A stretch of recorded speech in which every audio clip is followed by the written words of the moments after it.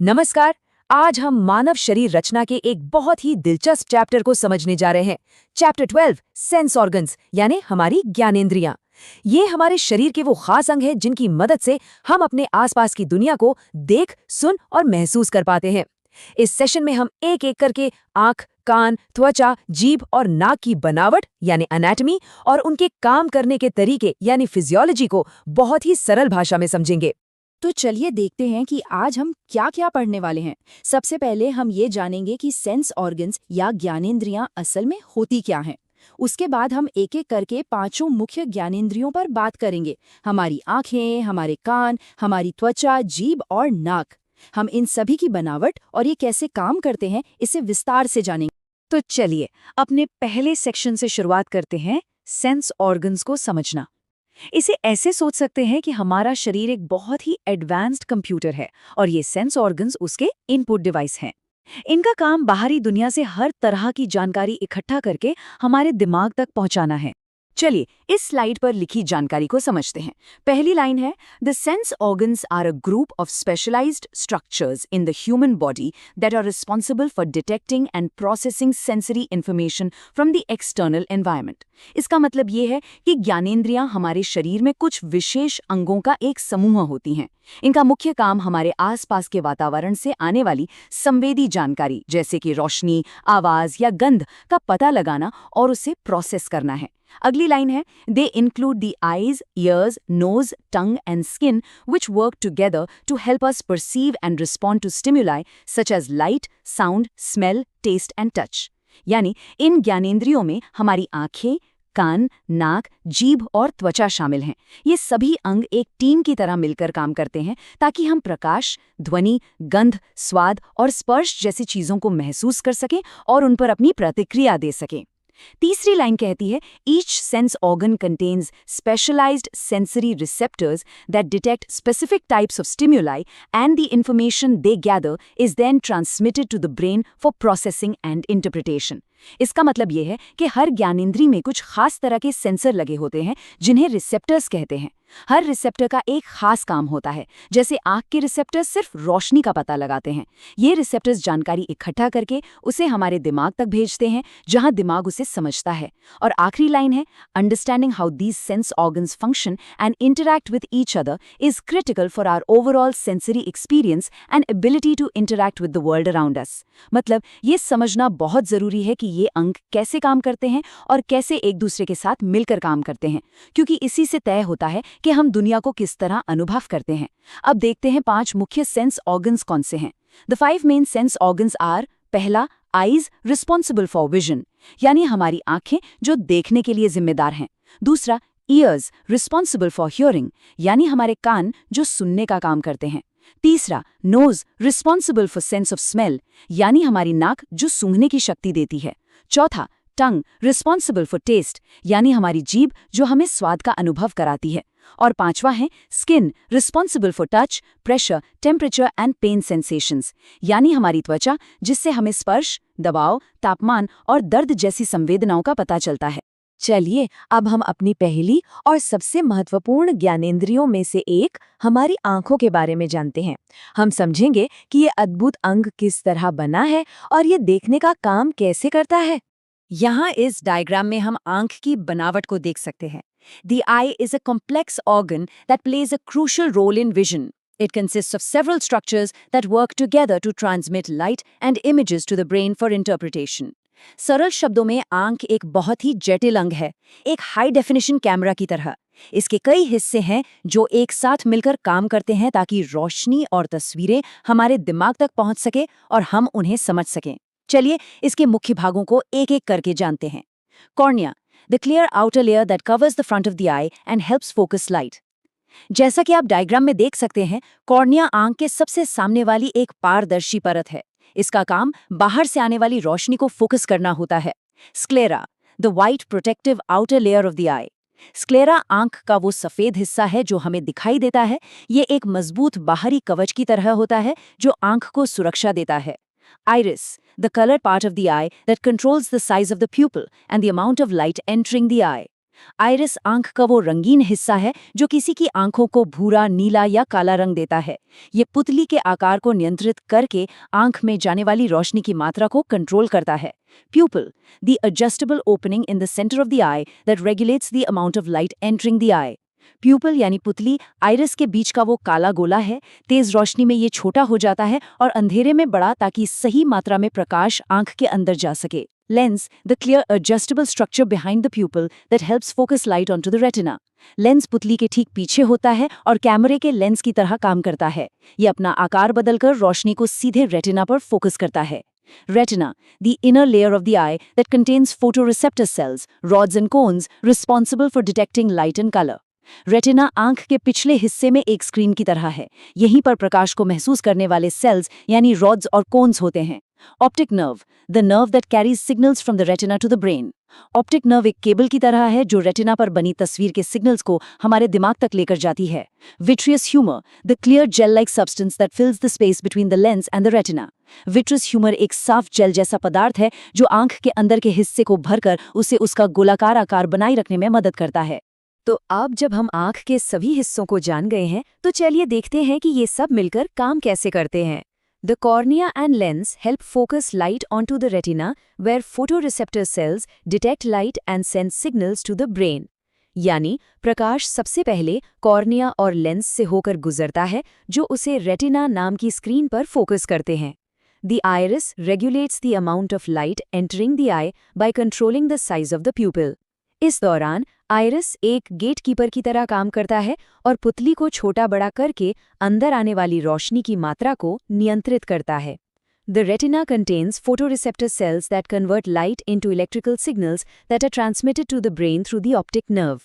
Retina पर मौजूद photoreceptor sales इस रोशनी को इलेक्ट्रिकल सिग्नल्स में बदल देते हैं, जिन्हें ऑप्टिक नर्व के जरिए दिमाग तक भेजा जाता है। The brain then interprets the signals as images. और आखिर में हमारा दिमाग इन सिग्नल्स को समझकर हमें एक साफ तस्वीर दिखाता है। The muscles in the eye control eye movements and adjust the shape of the lens to maintain focus. आँख की मांसपेशियां हमारी आँखों को इधर-उधर घुमाने और फोकस बनाए रखने के लिए लेंस के आकार को बदलने में मदद करती हैं। The tear glands in the eye produce tears to keep the surface of the eye moist and provide protection from foreign objects. आंख में मौजूद आंसू ग्रंथियां आंसू बनाकर आंख की सतह को नम रखती हैं और उसे धूल कणों से बचाती हैं। और यहाँ नीचे देखिए, याद रखें पाथ। परीक्षा के नजरिए से ये बहुत महत्वपूर्ण है।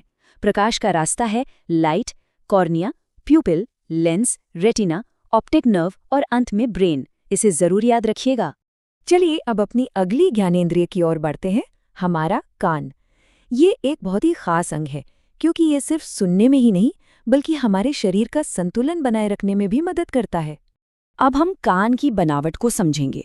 The ear is a complex organ that plays a crucial role in hearing and balance. इसका मतलब है कि कान एक जटिल अंग है जो सुनने और संतुलन बनाने, ये दोनों ही महत्वपूर्ण काम करता है। जैसा कि आप इस डायग्राम में देख सकते हैं, कान को 3 मुख्य हिस्सों में बांटा गया है। आउटर ईयर यानी बाहरी कान, मिडिल ईयर यानी मध्य कान और इनर ईयर यानी भीतरी कान।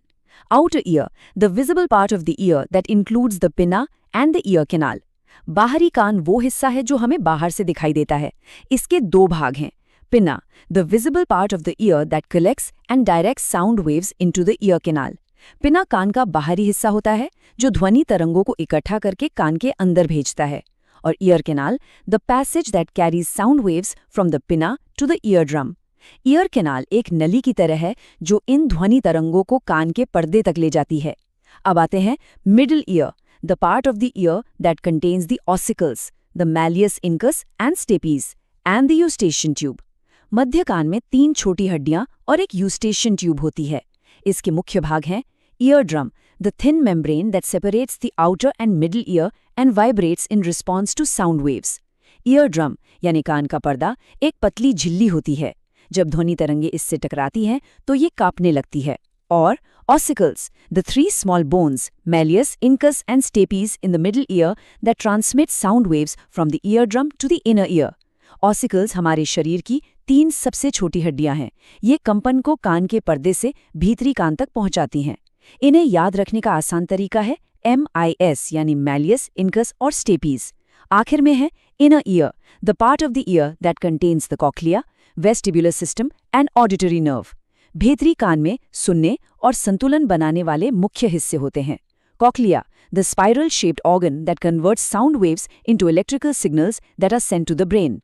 कॉक्लिया एक घोंघे के आकार का अंग है जो ध्वनि के कंपन को इलेक्ट्रिकल सिग्नल्स में बदलता है। Vestibular system, the part of the inner ear responsible for detecting changes in head position and movement.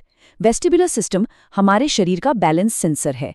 यही हमारे दिमाग को बताता है कि हमारा सिर किस स्थिति में है। और auditory nerve, the nerve that carries signals from the inner ear to the brain. Auditory nerve वो नस है जो इन सिग्नल्स को हमारे दिमाग तक पहुंचाती है। अब समझते हैं कि सुनने की ये पूरी प्रक्रिया काम कैसे करती है। The outer ear collects and directs sound waves into the ear canal, where they reach the eardrum and cause it to vibrate. सबसे पहले बाहरी कान ध्वनि तरंगों को इकट्ठा करके ईयर कैनाल में भेजता है, जहां ये कान के पर्दे से टकराकर उसमें कंपन पैदा करती हैं। The ossicles in the middle ear transmit the vibrations from the eardrum to the inner ear. इसके बाद मध्य कान में मौजूद वो 3 छोटी हड्डियां इस कंपन को आगे भीतरी कान तक पहुंचाती हैं।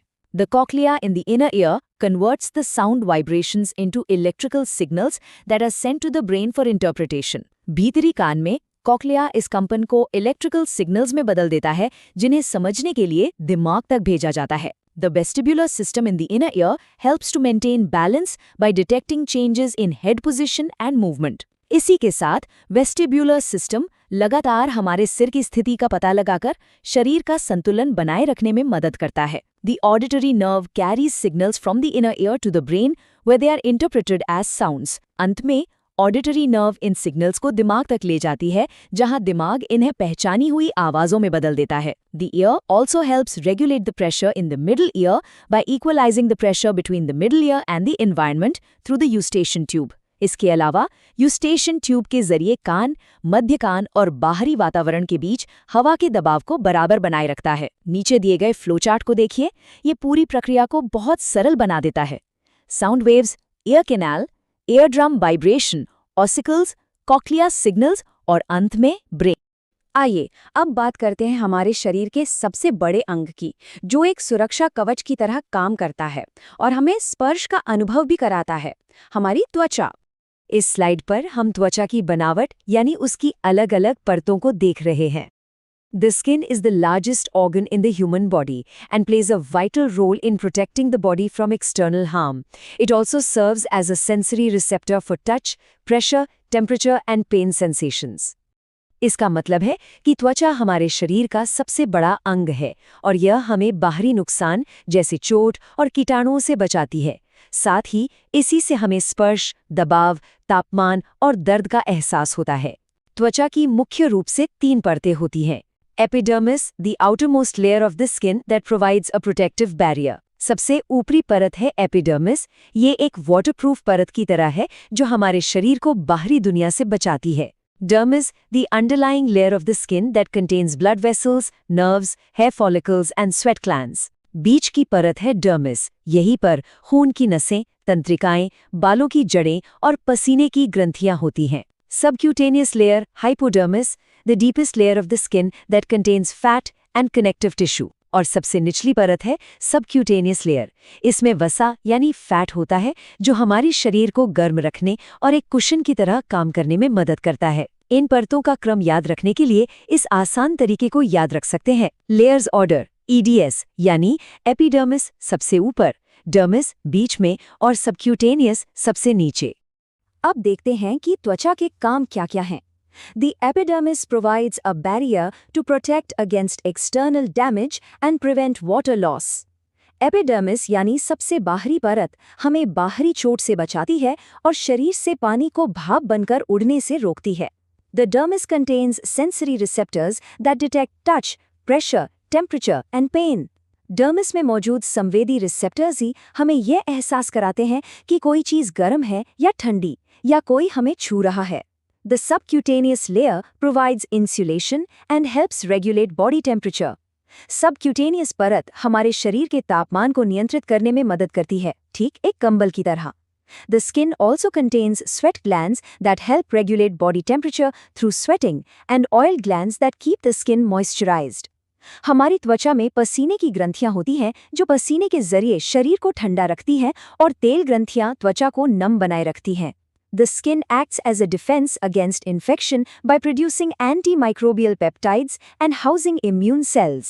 त्वचा कीटाणुओं के खिलाफ हमारी पहली रक्षा पंक्ति है। ये इन्फेक्शन से लड़ने में मदद करती है। It also helps synthesize vitamin D in response to sun exposure. और एक बहुत ही महत्वपूर्ण काम, ये सूरज की रोशनी की मदद से हमारे शरीर के लिए विटामिन डी बनाती है। हमारा अगला पड़ाव है जीभ, वो अंग जो हमें तरह तरह के स्वादिष्ट भोजन का आनंद देता है। चलिए इसकी बनावट और इसके कामों को समझते हैं। इस स्लाइड में हम जीभ की बनावट को देख रहे हैं। The tongue is a muscular organ in the mouth that plays a crucial role in taste perception, speech and swallowing. जीभ सिर्फ एक मांसपेशी नहीं है, बल्कि ये स्वाद पहचानने, बोलने और खाना निगलने जैसे कई महत्वपूर्ण काम करती है। इसके मुख्य भाग हैं dorsum, the top surface of the tongue. Dorsum जीभ की ऊपरी सतह को कहते हैं जो हमें खुरदरी महसूस होती है। Ventral surface, the bottom surface of the tongue. Ventral सतह जीभ की निचली चिकनी सतह है।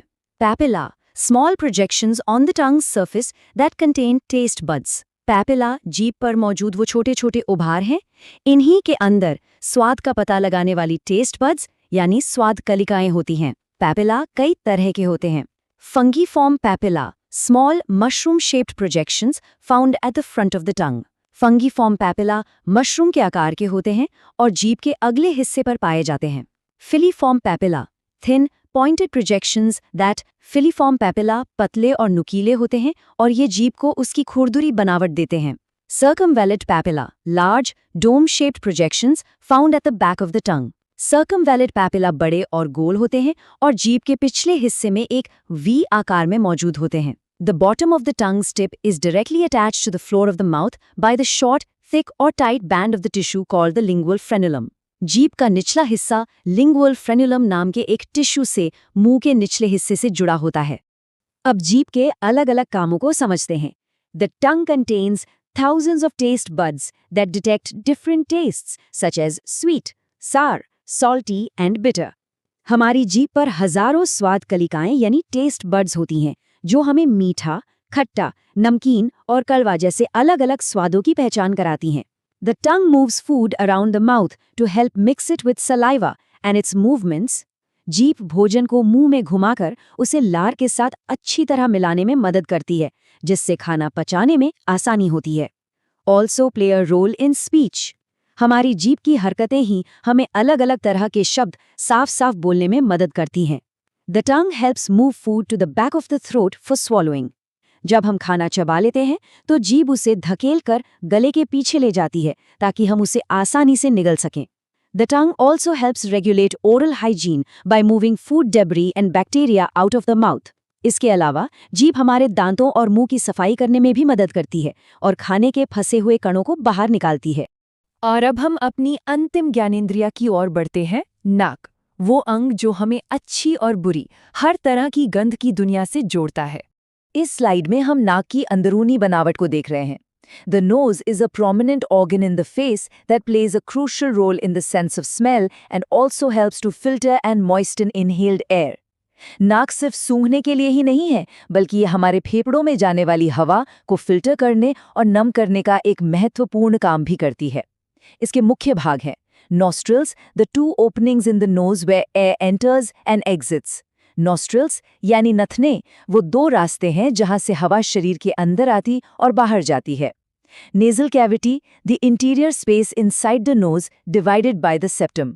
नेजल कैविटी नाक के अंदर का खाली स्थान है जिसे सेप्टम नाम की एक दीवार दो हिस्सों में बांटती है। Olfactory epithelium, the specialised tissue in the nose responsible for detecting odours.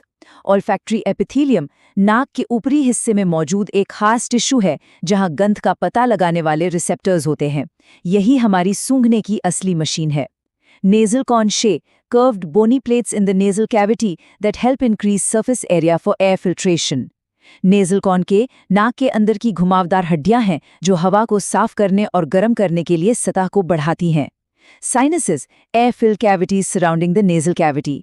Sinus हमारी खोपड़ी में मौजूद हवा से भरी खाली जगहें हैं जो सिर को सलका रखने में मदद करती हैं। अब हम नाक के जरूरी कामों को समझेंगे।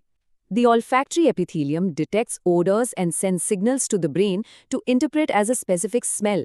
जब कोई गंध हवा के साथ हमारी नाक में जाती है, तो olfactory epithelium उसे पहचानकर दिमाग को सिग्नल भेजता है और दिमाग हमें बताता है कि ये किस चीज़ की गंध है.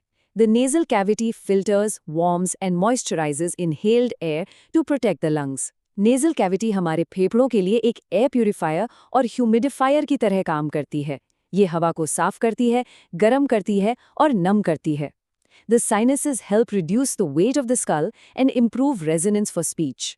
साइनस खोपड़ी का वजन कम करने में मदद करते हैं और हमारी आवाज में एक गूंज पैदा करते हैं. The nose also helps to improve the sense of taste by providing a moist and warm environment for taste buds in the mouth. और एक दिलचस्प बात यह है कि नाक हमारे स्वाद की भावना को भी बेहतर बनाती है.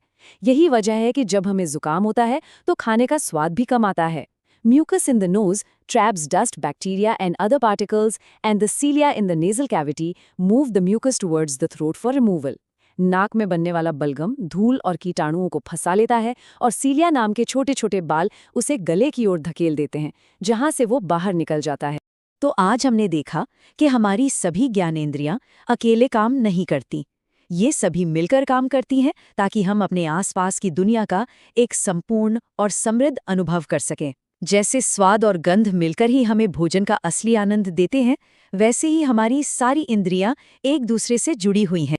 और अंत में एक सवाल सबके सोचने के लिए, हमारी दुनिया को समझने का तरीका कैसे बदल सकता है अगर इनमें से कोई एक इंद्रिय पूरी तरह से अलग तरीके से काम करने लगे? इस दिलचस्प सवाल पर जरूर सोचिएगा. आज के लिए बस इतना ही. धन्यवाद.